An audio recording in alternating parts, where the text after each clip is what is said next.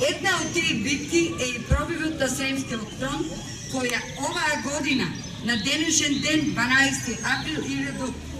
2018 година, ја одбележува 73 годишнината од утринскиот јуриш на илјадници борци со силни истрели од 1200 артилеријски оружја и 2 надлетувања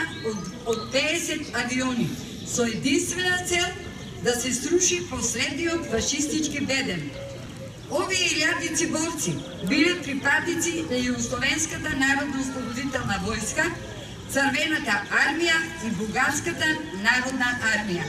Југословенските сили се состоеле од 12 дивизии. Македонците на Сремскиот фронт, кој во светската историска наука е оценет како еден од најтешките, најдолгите, но и најславните битки од Втората светска војна, учествуваат со 42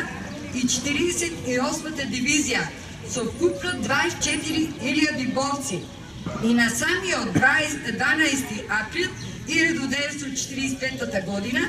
одлучувачки за истата биле вклучени во правецот на главниот удар на позицијата на германската фашистичка војска